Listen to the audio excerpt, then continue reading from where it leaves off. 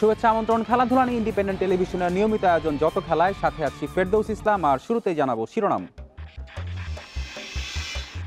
ব্যর্থ বিশ্বকাপ মিশন শেষে দেশে ফিরেছে টাইগাররা। পাকিস্তানের বিপক্ষে অনিশ্চিত সাকিব, শঙ্কামুক্ত সোহান।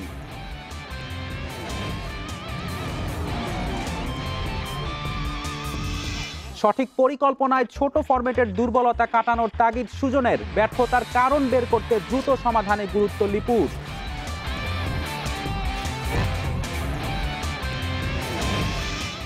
স্কটল্যান্ডকে হারিয়ে সেমির লড়াইয়ে টিকে থাকলো ভারত। নামিবিয়াকে উড়িয়ে শেষ চারের পথে এগিয়ে নিউজিল্যান্ড।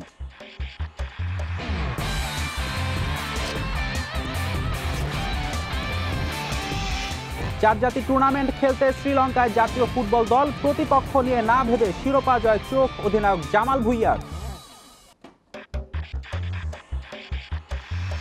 ব্যর্থ বিশ্বকাপ মিশন শেষে দুই ভাগে ভাগ হয়ে ফিরেছে ক্রিকেট দল। তবে এক সপ্তাহের ছুটি পাওয়ায় কোচিং স্টাফদের পাশাপাশি অধিনায়ক মাহমুদুল্লাহ, মুশফিক, লিটন আর তাসকিন ফিরছেন না। এদিকে ব্যর্থতার জন্য বায়োবাবল অথবা টানা ম্যাচ খেলার ধকলকে দোষ দিতে নারাজ বিসিবির প্রধান চিকিৎসক দেবাশিস চৌধুরী।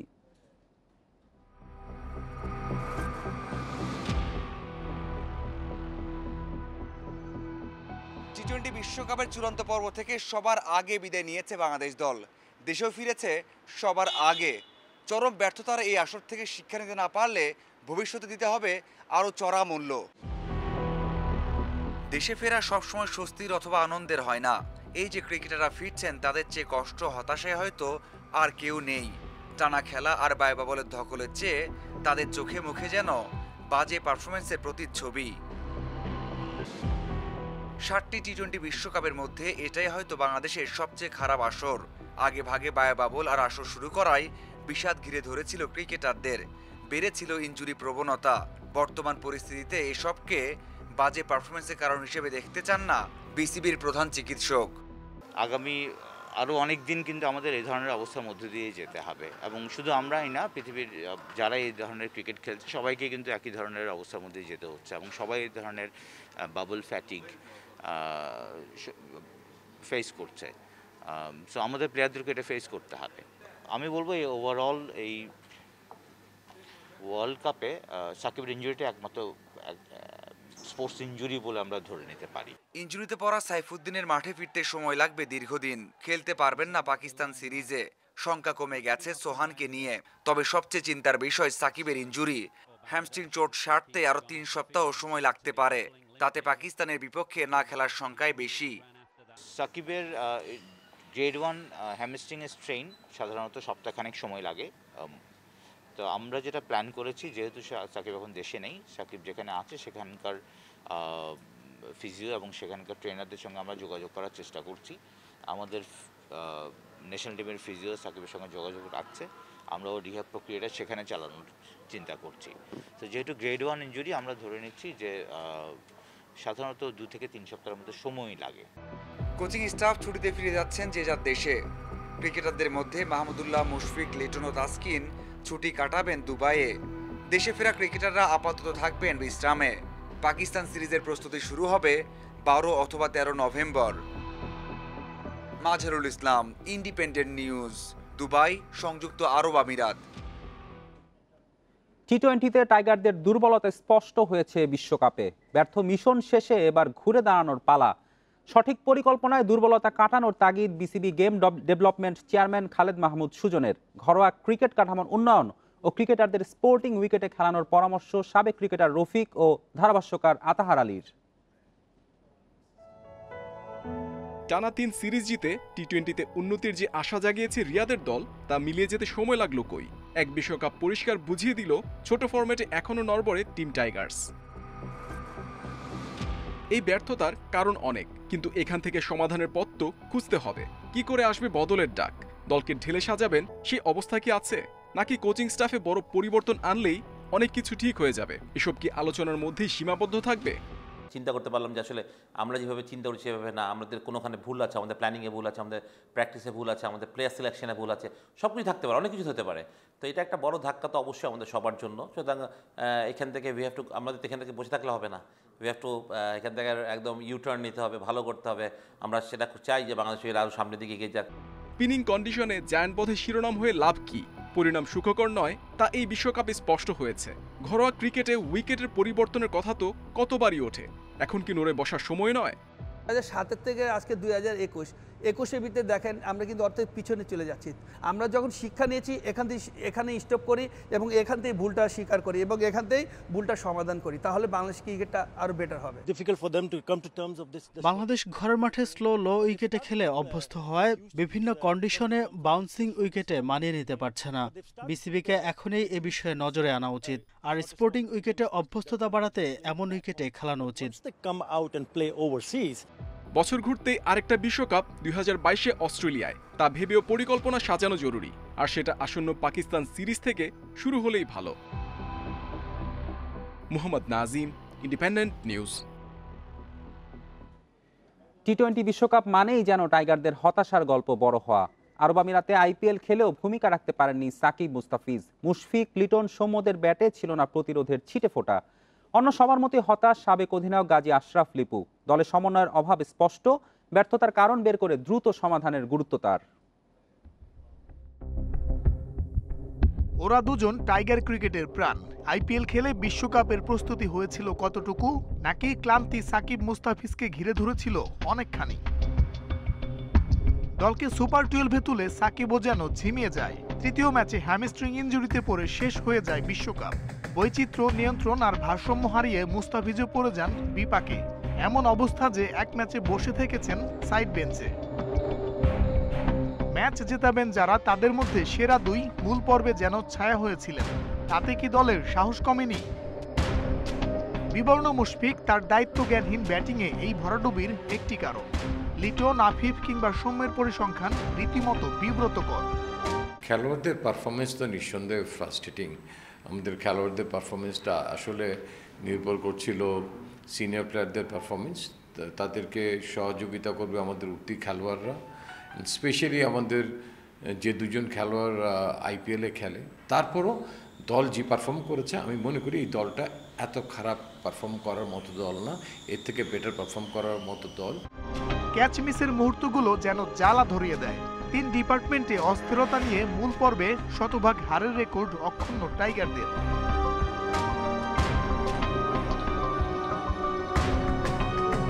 মাঠের ভুলগুলো চোখে ধরা দেয় সহজে, কিন্তু মনোবল হারিয়ে টুর্নামেন্ট জুড়ে কতই না প্রশ্নের জন্ম দিয়েছে রিয়াদের দল।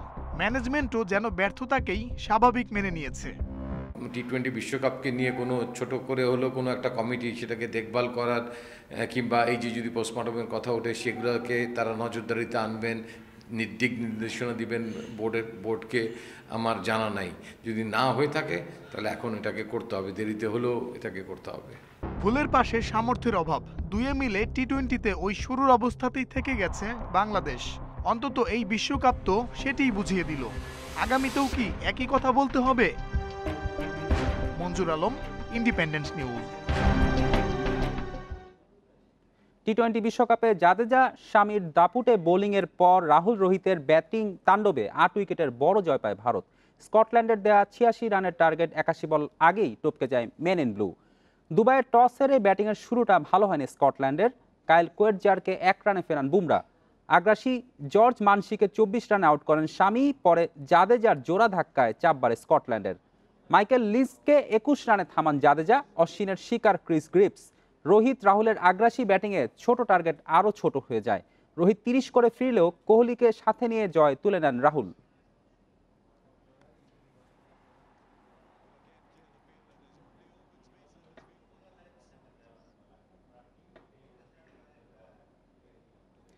এদিকে সেমিফাইনালের পথে এগিয়ে গেল নিউজিল্যান্ড। নামিবিয়াকে 52 রানে হারিয়েছে ব্ল্যাক ক্যাপস। নিউজিল্যান্ডের দেয়া 164 রানের টার্গেটে নামিবিয়া থেমেছে 111 রানে। অলরাউন্ড পারফরমেন্সে man of the match Jimmy Neesham. শারজায় শুরুতে নিউজিল্যান্ডের শক্ত পরীক্ষা নেয় নামিবিয়া। মন্থর শুরু করা গাপটিল মিচেল বড় ইনিংস খেলতে পারেননি। পরে উইলিয়ামসনের 28 ও কনওয়ের 17 রান পরিস্থিতি সামাল দিয়েছে। শেষ দিকে নিসাম ফিলিপসের ৭৬ রানের অবিচ্ছিন্ন জুটিতে চ্যালেঞ্জিং টোটাল পায় ব্ল্যাক ক্যাপস।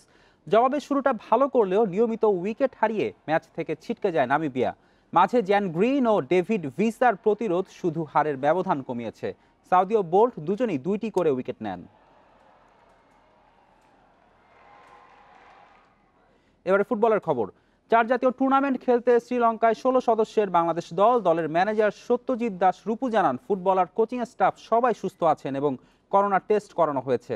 উজবেকিস্তানে অনূর্ধ্ব 23 এশিয়ান কাপের মিশন শেষে একদিন আগেই শ্রীলঙ্কা পৌঁছায় জাতীয় দলে ডাক পাওয়া 7 ফুটবলার। শুক্রবার টিম হোটেলে জিম ও সুইমিং পুলে সময় কাটিয়েছেন তারা।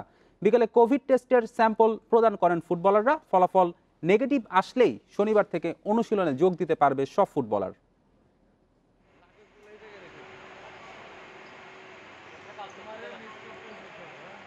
কোভিড টেস্টের রিপোর্ট পাওয়া সাপেক্ষে আগামীকালকে থেকে আমরা অনুশীলনের কার্যক্রম শুরু করতে পারবো। আশা করছি যে সবাই ভালো আছে এবং যারা আগে আসছে তাদেরকে নিয়েও তারাও খুব ভালো অবস্থায় আছে। এদিকে 4 জাতি টুর্নামেন্ট খেলতে শ্রীলঙ্কায় যাওয়ার আগে নিজেদের লক্ষ্য স্পষ্ট করে গেছেন বাংলাদেশ ফুটবল দল। প্রতিপক্ষ নিয়ে না ভেবে শিরোপা জয় চোখ অধিনায়ক জামাল ভুঁইয়ার। দেশে স্বল্প প্রস্তুতি হলেও ভালো খেলার প্রতিশ্রুতি ডিফেন্ডার তপু বর্মনের। বড় লক্ষ্য নিয়ে ফুটবলারদের দেশ ছাড়ার দৃশ্য গেল কয়েক মাসে বেশ নিয়মিত, কিন্তু লক্ষ্য পূরণে ব্যর্থ হয়ে শূন্য হাতেই ফিরতে হয়েছে বারবার। সবশেষ সাফের ব্যর্থতা ভুলতে এবার লাল সবুজের মিশন শ্রীলঙ্কার 4 জাতি টুর্নামেন্ট। দেশে 1 সপ্তাহের অনুশীলন, ফুটবলার সংকটে প্রস্তুতি কতটা হয়েছে সেটা নিয়ে প্রশ্ন থাকছে। সাথে কোচ ইস্যুতে বাফুফের অদূরদর্শিতায় জল ঘোলা হয়েছে। মাত্র 5 মাসের ব্যবধানে জেমিডে অস্কার ব্রুজনের হাত ঘুরে দায়িত্বে মারিও লেমোস। তবে এত কিছুর পরও শিরোপা লক্ষ্যে অটুট ফুটবলাররা। অল্প কয়েকদিনের ট্রেনিংয়ে যা মোটামুটি অ্যাডজাস্ট করে ট্রাই করছি। আশা করি খুব ভালো প্রস্তুতি নিয়ে যাচ্ছি। ইনশাল্লাহ ভালো কিছু করার চেষ্টা করব। সাফের ব্যর্থতা ভুলার চেষ্টা করব। আমরা ট্রাই করব ম্যাচ বাই ম্যাচ। আমাদের 8 তারিখে ফার্স্ট খেলা, অবশ্যই আমরা ফাইনাল খেলার চেষ্টা করব। ফাইনাল খেললে বাংলাদেশে আসবো। 3 প্রতিপক্ষের মধ্যে শ্রীলঙ্কা, সিশেলস র্যাঙ্কিংয়ে পিছিয়ে। লাল সবুজের মূল প্রতিপক্ষ মালদ্বীপ। 1 মাস আগে তাদের কাছে 2 গোলের হারের স্মৃতি তরতাজা। লঙ্কা মিশন তাই জামাল তবুদের কাছে প্রতিশোধেরও। আমরা ট্রাই করব। আমরা ফার্স্ট খেলা তো 8 তারিখ, তো ফার্স্ট খেলা অনেক ইম্পর্টেন্ট সিশেলসের সাথে। সো এটা আমরা উইন করতে চাই। যদি আমরা ফার্স্ট ম্যাচটা ভালোভাবে শুরু করতে পারি তাহলে বাকি যে আরও 2টা খেলা আছে সেই 2টা খেলা আমার মনে হয় আমাদের প্লেয়াররা সবাই কনফিডেন্টলি খেলতে পারবে। উজবেকিস্তান থেকে অনূর্ধ্ব 23 দলের 7 জন একদিন আগেই পৌঁছেছেন শ্রীলঙ্কায়।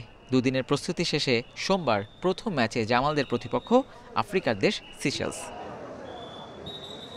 Abidur Rahman, independent news, Dhaka.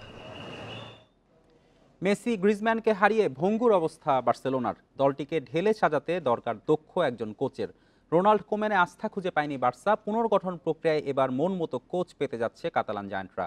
Barca legend Xavi Hernandez দায়িত্ব নিতে যাচ্ছে স্প্যানিশ ক্লাবটির। বিষয়টি নিশ্চিত করেছে জাভির বর্তমান ক্লাব আল সাদ। সাম্প্রতিক সময়ে ম্যানেজার নিয়ে কম জল ঘোলা হয়নি বার্সেলোনায়। অনেকদিন ধরে খুঁজেও জুৎসই কাউকে পাচ্ছিল না কাতালান জায়ান্টরা। ভালভার্দে অধ্যায়ের পর কিকে সেতিয়ানের উপর ভরসা রাখতে চেয়েছিল বার্সা, কিন্তু বেতিসকে বড় সাফল্য এনে দেয়া সেতিয়ান বড় দলে এসে খাপ খাওয়াতে পারেননি। ফলাফল বছর না ঘুরতেই বার্সা থেকে বিদায়। এরপর 2020-এর আগস্টে বার্সেলোনার দায়িত্ব নেন হাই প্রোফাইল রোনাল্ড কোম্যান। কোম্যানের অভিজ্ঞতার ঝুলি, কোচিং ক্যারিয়ার সবকিছু মিলে আসার পারদ ছিল উপরে, কিন্তু এই ডাচও হতাশ করেন। তার অধীনে খেলে লা লিগায় করুণ দশা বার্সার। শিরোপা তো দূরে থাক, চ্যাম্পিয়ন্স লিগের জায়গা ধরে রাখাই এখন চ্যালেঞ্জ। পূর্ণ মেয়াদে ম্যানেজার হিসেবে অনেকদিন ধরে জাভি হার্নান্দেজ বার্সার প্রথম পছন্দ, কিন্তু কাতারের ক্লাব আল সাদ কোনোভাবেই জাভিকে ছাড়তে রাজি হচ্ছিল না। বার্সা তারকার কোচিংয়ে যে ব্যাপক সফল দলটি। গেল মৌসুমে 36 ম্যাচ অপরাজেয় থেকে কাতার স্টার লিগ জয় করে আল সাদ। এতদিন তেমন আগ্রহ দেখাননি বার্সা লিজেন্ড। তবে বার্সেলোনার সঙ্গীন দশায় জাভি যখন নিজ ঘরে ফিরতে চাইলেন তখন আর বাদ সাধেনি আল সাদ। ইতিমধ্যে জাভির রিলিজ ক্লজ পরিশোধ করতে রাজি হয়েছে বার্সা। খুব শীঘ্রই জাভির সঙ্গে চুক্তিও সম্পন্ন হবে। comunicado es de Al-Sadd y no del Barça. এখনও আনুষ্ঠানিক ঘোষণা আসেনি। জাভি বার্সার দায়িত্ব নিয়ে এলে দারুণ হবে, কারণ এই ক্লাবটির জন্য তিনিই সেরা ম্যানেজার হবেন। কঠিন সময়ে সাহায্য করতে দায়িত্ব নিয়েছিলাম, জানতাম এই সময়কাল একদিন শেষ হবে। খেলোয়াড়ি জীবনে বার্সেলোনার হয়ে 779 ম্যাচ খেলে 25টি ট্রফি জিতিয়েছেন জাভি। ফেরদৌস ইসলাম, ইন্ডিপেন্ডেন্ট নিউজ। জয় দিয়ে টটেনহ্যাম অধ্যায় শুরু করলেন আন্তোনিও কন্তে। ইউরোপা লিগের ডাচ ক্লাব ফিতেসেকে 3-2 গোলে হারিয়েছে স্পার্স। ঘরের মাঠে শুরু থেকেই আক্রমণাত্মক টটেনহ্যাম, যার সুবাদে 14 মিনিটে সন হিউং মিনের গোলে লিড নেয় টটেনহ্যাম। এর কিছুক্ষণ পর লুকাস মৌরার গোলে ব্যবধান বাড়ে। আধা ঘন্টা না পেরোতে রাসমুসেনের আত্মঘাতী গোলে স্কোর লাইন 3-0 হয়। তবে বিরতির আগেই 2 গোল শোধ দিয়ে ম্যাচ জমিয়ে দেয় ফিতেসে। দ্বিতীয়ার্ধে কোনো গোল না হলেও 3 লাল কার্ডের উত্তেজনা ছিল ম্যাচে। আরেক ম্যাচে স্পার্টাক মস্কোর বিপক্ষে হতাশা ছড়িয়েছে লেস্টার সিটি। দ্বিতীয়ার্ধে পিছিয়ে পড়েও শেষ পর্যন্ত 1-1 গোলের ড্র নিয়ে মাঠ ছাড়ে ব্র্যান্ডন রজার্সের দল। রাজধানীতে daffodil captain cup golf tournament উদ্বোধন করেছেন সেনা প্রধান ও কুর্মিটোলা গলফ ক্লাবের president general SM Shafiuddin Ahmed. সকালে কুর্মিটোলা গলফ ক্লাবে আনুষ্ঠানিকভাবে এই টুর্নামেন্টের উদ্বোধন করেন তিনি। টুর্নামেন্টে দেশি বিদেশি প্রায় 600 গলফার অংশ নিয়েছেন। এদের মধ্যে দক্ষিণ কোরিয়া, ব্রাজিল, ভারত, পাকিস্তান, তুরস্ক ও মার্কিন যুক্তরাষ্ট্রের 15 জন গলফার ছিলেন।